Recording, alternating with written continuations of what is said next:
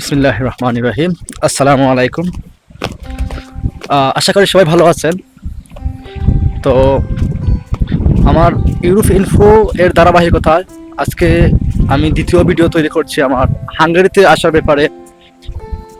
কি কি লেগেছিল, কখন কীভাবে কী করেছিলাম, সেই সকল ব্যাপারে একটা ধারাবাহিক ধারণা সবাইকে দিতে চাচ্ছি। তার ধারাবাহিকতায় আমি এই ভিডিও করছি।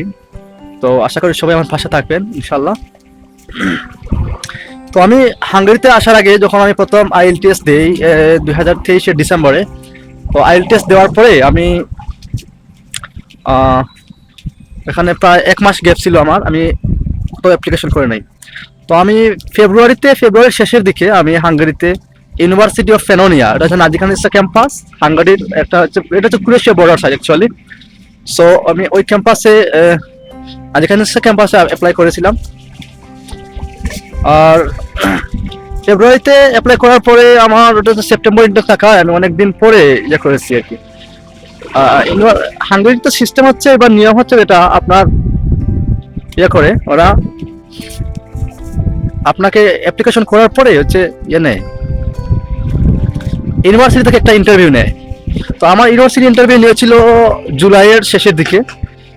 তো ওটা হচ্ছে ইন্টারভিউটা আপনার বেসিকের উপরে বা আপনার ইংলিশের ফ্লুয়েন্সি কেমন এর উপরেই ইন্টারভিউটা নেয় সাধারণত। আপনার ইংলিশ স্কিল বা প্রফেশনালসে যাচাই করার জন্য তারা এই ইন্টারভিউটা নেয়। তো এই ইন্টারভিউ আমি দেই জুলাইয়ের শেষের দিকে, এবং ইন্টারভিউ নিয়েছিল ওদের ভার্সিটি থেকে যারা প্রোগ্রাম ডাইরেক্টর আছে, ওরাই ইন্টারভিউ নিয়েছিল। আমার একজন শিক্ষকও ছিলেন। তো আলহামদুলিল্লাহ ইন্টারভিউতে পাস করার পরে আমার হচ্ছে অফার লেটার আসে, ফাইনাল অফার লেটার আসে। অফার লেটারের পরে আমি ইয়ে করি, আমার কিন্তু কাগজপত্রের ডকুমেন্টেশন যেগুলো ছিল ওইগুলো আমার অ্যাটাস্টেশন ছিল না। অ্যাটাস্টেশন না থাকার কারণে আমি ওইখানে একটু পিছিয়ে পড়ি, যার কারণে আমি একটু সময় লেগেছিল আমার এটা ইয়ে করতে, অ্যাটাস্টেশন করতে সময় লেগেছিল। এবং পরিপ্রেক্ষিতে আমি একটু লেট হয়, কিন্তু তারপর আমি অ্যাটাস্টেশন করার পরে আমি এমবেসির জন্য আবেদন করি। এমবেসির আবেদন করতে গিয়ে ওখানে অনেক আবেদন পড়ছিল, একটু সময় লাগে আমার, তারপর আমি ডেট পাই। ঠিক আছে, আমার এমবেসি ডেট ছিল আগস্টের 19 তারিখ, এবং আমি এমবেসি ফেস করি অগাস্টের 21 তারিখ। এবং আমি ফাইনালি কনফার্মেশন পাই। আমি মনে করি হাঙ্গেরিতে সবচেয়ে কম সময়ে আমি ভিসা পেয়েছি। কারণ হচ্ছে আমরা যেদিন ভিসা ইন্টারভিউ দিই সেদিন আমরা ছিলাম মোটামুটি 50 জনের মতো, এবং এই 50 জনের মধ্যে সবচেয়ে কম সময়ে মানে 11 দিনে আমি ভিসা হাতে পাই। এবং 11 দিনের ভিতরে আমার হচ্ছে গিয়ে পাসপোর্ট কালেক্টর ইমেল আসে। তারপর আমি ইয়ে করি। আমার সাথে আরেকজন ছেলে ছিল, ওটা ছিল কুমিল্লার নাম ময়মনসিংহে ছিল। আমি ওনাকে ওনার বাড়ি জানি না, তো ওনার ভিসা হয় নাই। আমরা 3 জন ছিলাম, এর মধ্যে শুধু আমার ভিসা হয়েছে। আমরা পাসপোর্ট কালেক্ট করেছিলাম ওই দিন, অনেকেই ভিসাও পাইছে অনেকেই। তো পরিশেষে ভিসা পাই আলহামদুলিল্লাহ। ভিসা যেদিন পাই সেটা ছিল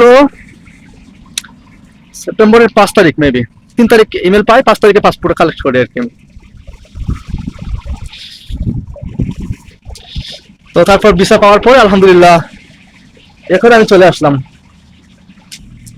তো সবাইকে আমি এই ভিডিওর শেষে একটা কথা বলতে চাই, আপনারা যারা আমার এই চ্যানেলে যুক্ত আছেন বা ভিডিও দেখেন, তো আমরা আসলে ইউটিউবে অনেক সময় পাস করি, যেখানে আমরা অনেক ভিডিও দেখি, সময় নষ্ট করি।